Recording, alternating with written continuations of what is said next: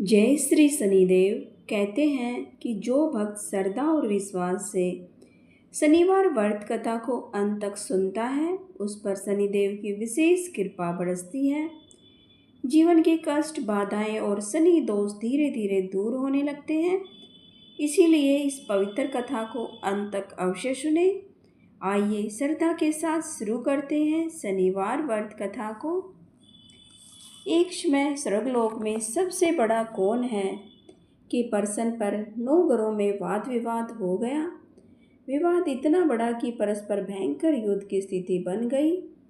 निर्णय के लिए सभी देवता देवराज इंद्र के पास पहुँचे और बोले, हे देवराज, आपको निर्णय करना होगा कि हम में से सबसे बड़ा कौन है। देवताओं को प्रश्न सुनकर देवराज इंद्र उलझन में पड़ गए। इंद्र बोले, मैं इस प्रश्न का उत्तर देने में असमर्थ हूँ। हम सभी पृथ्वी लोक में उज्जैन नगरी में राजा विक्रमादित्य के पास चलते हैं। देवराज इंद्र सहित सभी ग्रह देवता उज्जैन नगरी में पहुँचे। महल में पहुंचकर जब देवताओं ने उनसे अपना प्रश्न पूछा तो राजा विक्रमादित्य भी कुछ देर के लिए परेशान हो उठे, क्योंकि सभी देवता अपनी अपनी शक्तियों के कारण महान थे। किसी को भी छोटा या बड़ा कह देना उनके क्रोध के प्रकोप से भयंकर हानि पहुंच सकती थी। अचानक राजा विक्रमादित्य को एक उपाय सूझा और उन्होंने विभिन्न धातुओं स्वर्ण, रजत, चांदी, कांसा, तांबर, सीसा, रांगा, जस्ता, अभ्रक व लोहे के 9 आसन बनवाए। धातुओं के गुणों के अनुसार सभी आसनों को एक दूसरे के पीछे रखवाकर उन्होंने देवताओं को अपने अपने सिंहासन पर बैठने का आग्रह किया। देवताओं के बैठने के बाद राजा विक्रमादित्य ने कहा, आपका निर्णय तो स्वयं हो गया। जो सबसे पहले सिंहासन पर विराजमान है वही सबसे बड़ा है। राजा विक्रमादित्य के निर्णय को सुनकर शनि देवता ने सबसे पीछे आसन पर बैठने के कारण अपने को छोटा जानकर क्रोधित होकर कहा, राजा विक्रमादित्य, तुमने मुझे सबसे पीछे बैठाकर मेरा अपमान किया है। तुम मेरी शक्तियों से परिचित नहीं हो, मैं तुम्हारा सर्वनाश कर दूंगा।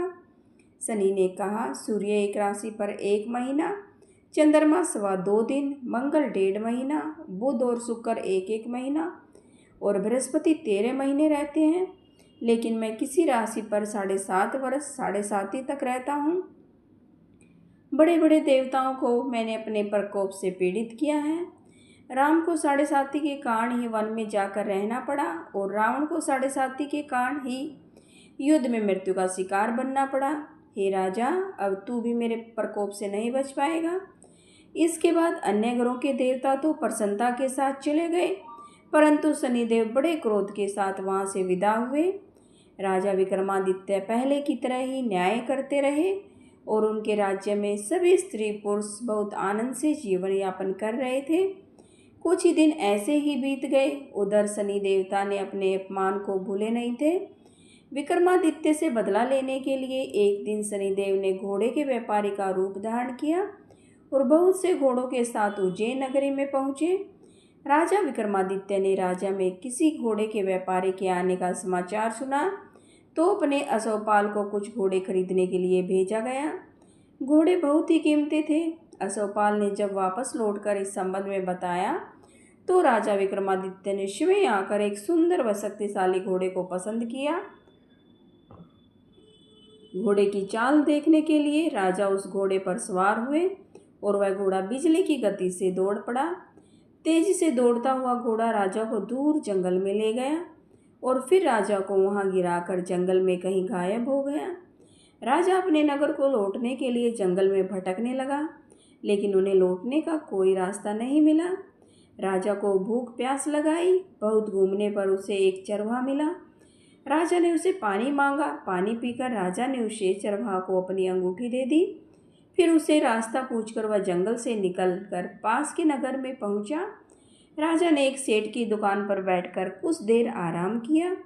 उस सेठ ने राजा से बातचीत की तो राजा ने उसे बताया, मैं उज्जैन नगरी से आया हूँ। राजा के कुछ देर दुकान पर बैठने से सेठ जी को बहुत बिक्री हुई। सेठ ने राजा को बहुत भाग्यवान समझा और खुश होकर उसे अपने घर भोजन के लिए गया। सेठ के घर में सोने की एक हार खूंटी पर लटका हुआ था। राजा को उस कमरे में छोड़कर सेठ कुछ देर के लिए बाहर गया। तभी एक आश्चर्यजनक घटना घटी। राजा के देखते देखते सोने के उस हार को खूंटी निगल गई। सेठ ने कमरे में लौटकर हार को गायब देखा तो चोरी का संदेह राजा पर ही किया, क्योंकि उस कमरे में राजा ही अकेला बैठा था। सेठ ने अपने नौकरों से कहा, इस परदेशी को रस्सियों से बांधकर नगर के राजा के पास ले चलो।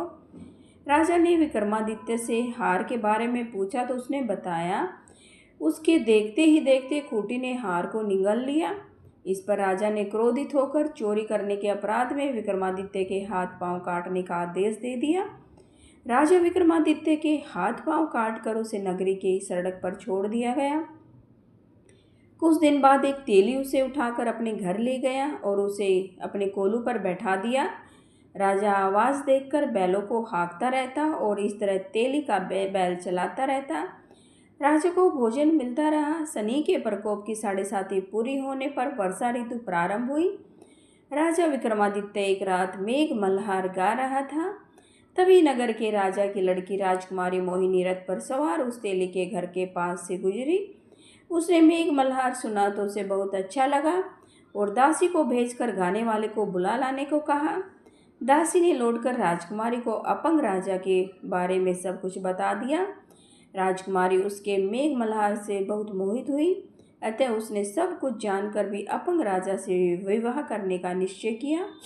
राजकुमारी ने अपने माता पिता से जब ये बात कही तो वह हैरान रह गई। रानी ने मोहिनी को समझाया, बेटी तेरे भाग्य में तो किसी राजा की रानी होना लिखा है, फिर तू उस अपंग से विवाह करके अपने पाँव पर कुल्हाड़ी क्यों मार रही है। राजकुमारी ने अपनी जिद नहीं छोड़ी। अपनी जिद पूरी करने के लिए उसने भोजन करना छोड़ दिया और प्राण त्याग देने का निश्चय कर लिया। आखिरी राजा रानी को विवश होकर अपंग विक्रमादित्य से राजकुमारी का विवाह कराना पड़ा। विवाह के बाद राजा विक्रमादित्य और राजकुमारी तेली के घर में रहने लगे। उसी रात सौपन में शनिदेव ने राजा से कहा, राजा तुमने मेरा प्रकोप देख लिया, मैंने तुम्हें अपने अपमान का दंड दिया। राजा ने शनिदेव से अक्षमा मांगी, अक्षमा करने को कहा कि और प्रार्थना की, हे शनिदेव आपने जितना दुख मुझे दिया है अन्य किसी को ना देना। शनिदेव ने कुछ सोच समझकर कहा, राजा मैं तो तुम्हारी प्रार्थना स्वीकार करता हूँ। जो कोई स्त्री पुरुष मेरी पूजा करेगा, शनिवार को व्रत करके मेरी व्रत कथा सुनेगा, उस पर मेरी अनुकंपा बनी रहेगी। प्रातःकाल राजा विक्रमादित्य की नींद खुली तो अपने हाथ पांव देखकर राजा को बहुत खुशी हुई और उसने मन ही मन शनिदेव को प्रणाम किया।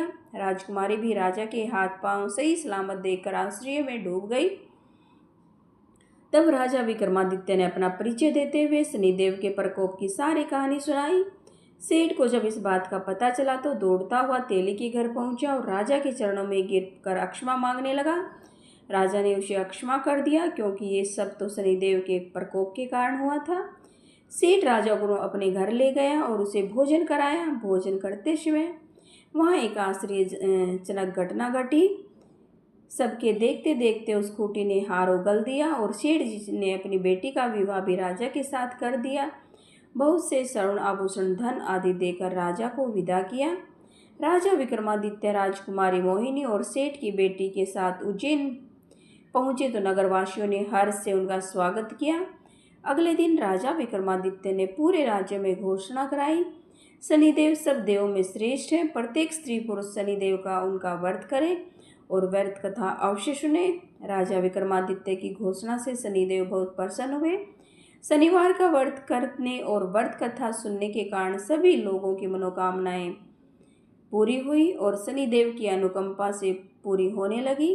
सभी लोग आनंद पूर्वक रहने लगे। बोलो शनिदेव महाराज की जय हो।